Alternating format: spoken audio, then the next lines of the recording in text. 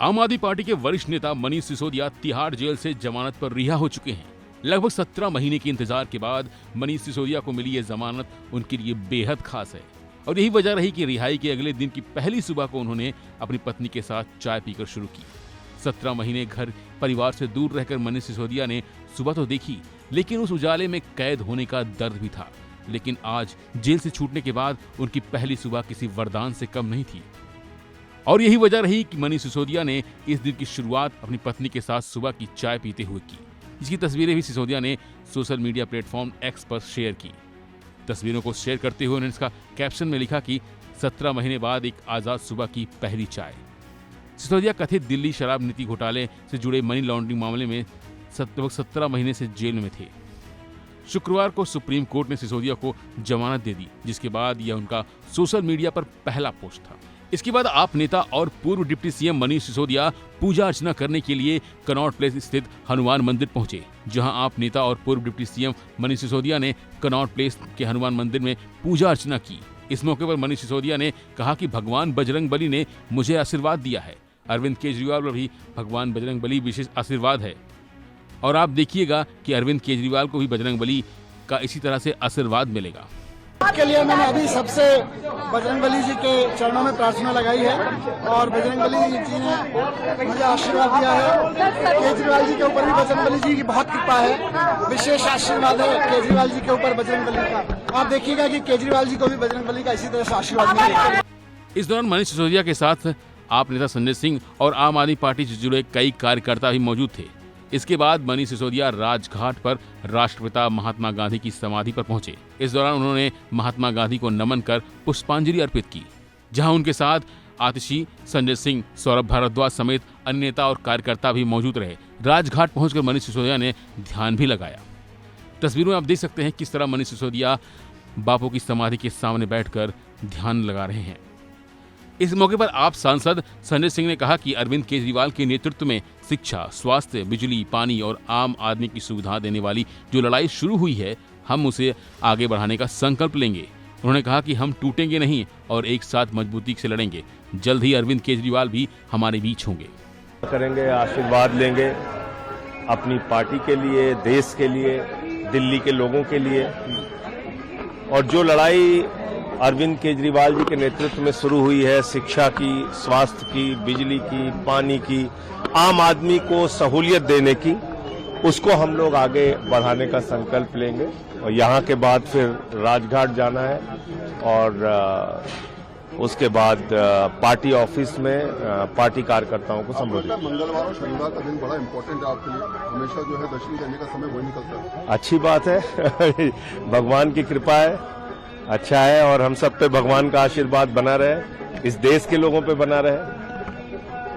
देखिए, नफरत की राजनीति से इस देश को कुछ हासिल नहीं होगा, बदले की राजनीति से इस देश को कुछ भी हासिल नहीं होगा। इस देश की सत्ता में बैठे हुए लोगों को ये सोचना चाहिए। आपने 17 महीने एक आदमी की जिंदगी का बर्बाद कर दिया। आपने 17 महीने एक आदमी के परिवार को प्रताड़ित किया, मानसिक रूप से, शारीरिक रूप से तोड़ने की कोशिश की। लेकिन ये आम आदमी पार्टी एक परिवार है, एक मजबूत परिवार है। ऐसे बहुत सारे मौके हम लोगों की जिंदगी में आए, लेकिन हम टूटेंगे नहीं और मजबूती से एक साथ मिलकर लड़ेंगे। मनीष जी के बाहर आने से पार्टी को ताकत मिलेगी हरियाणा चुनाव में? निश्चित रूप से ताकत मिलेगी और बस जल्द ही अरविंद केजरीवाल जी भी बाहर आएंगे। पार्टी के हमारे मुखिया के साथ भी इसी तरीके से बिल्कुल तथ्यहीन, बिना सबूत के उनको भी उठा के जेल में रखा गया है। सुप्रीम कोर्ट से एक मामले में उनको राहत मिल गई, लोअर कोर्ट से राहत मिल गई, जबरदस्ती एक झूठा सीबीआई का केस बना के उनको जेल में रखा गया है, वो भी जल्द बाहर आएंगे। वहीं से पहले शुक्रवार शाम मनीष सिसोदिया करीब 1.5 साल बाद दिल्ली की तिहाड़ जेल से रिहा हुए। लंबे इंतजार के बाद वे अपने परिवार से मिले। रिहाई के बाद उन्होंने कहा कि मैं सुप्रीम कोर्ट का तहे दिल से धन्यवाद करता हूं, जिन्होंने संविधान की ताकत का इस्तेमाल करते हुए तानाशाही के मुंह पर तमाचा मारा है। आज मैं 17 महीने बाद जेल से बाहर आया हूं तो सिर्फ और सिर्फ संविधान की वजह से। बाबा साहब अम्बेडकर के संविधान ने तानाशाही के खिलाफ लड़ने वालों की रक्षा की है। मेरा पूरा जीवन बाबा साहब उनके लिखे गए संविधान का ऋणी है। भारत माता की, भारत माता की, इंकलाब बहुत बहुत सबको नमस्कार। मेरे सारे परिवार वालों को जो यहाँ आए हैं, जो इतने दिन से, जो 17 महीने से मेरी बहनें वहाँ खड़ी है, सब लोग कष्ट उठा रहे थे, आप सबको नमस्कार। आजाद मनीष सिसोदिया का नमस्कार। आप सबको आजाद मनीष सिसोदिया का नमस्कार। आप सबने 17 महीने मैंने कष्ट नहीं उठाया, आप सबने कष्ट उठाया है। मुझे पता है कि पूरे देश में मुझसे प्यार करने वाले इतने सारे लोग थे, पिछले 17 महीने में कई गुना बढ़ गए। और पिछले 17 महीने में मैं जेल में नहीं रहा।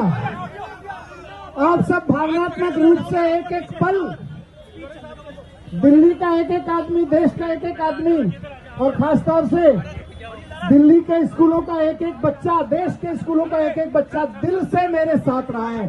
17 महीने में उसके बारे में सोचता हूं। मैं आज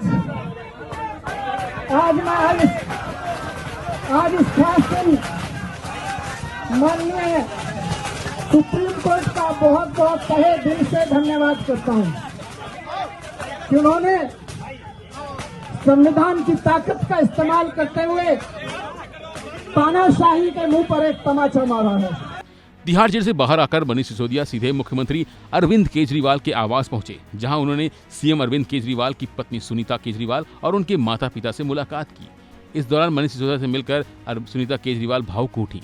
मनीष सिसोदिया ने सीएम अरविंद केजरीवाल के माता पिता के पैर छूकर उनका आशीर्वाद लिया और हालचाल जाना। साथ ही उन्होंने दिल्ली सरकार के मंत्री और विधायकों से भी मुलाकात की और उनके बीच काफी देर तक अरविंद केजरीवाल के स्वास्थ्य और अन्य बिंदुओं पर चर्चा हुई। वहीं शुक्रवार को मनीष सिसोदिया की जमानत की खबर आते ही आम आदमी पार्टी जश्न में डूब गई। पार्टी मुख्यालय पर ढोल नगाड़े बजने लगे और नेताओं ने एक दूसरे को मिठाई खिलाकर खुशी का इजहार किया और सुप्रीम कोर्ट के फैसले को सत्य की जीत बताया था।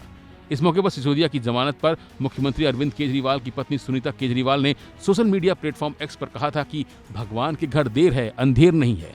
जबकि पंजाब के मुख्यमंत्री भगवंत मान ने कहा था कि मनीष सिसोदिया की जमानत सत्य की जीत है।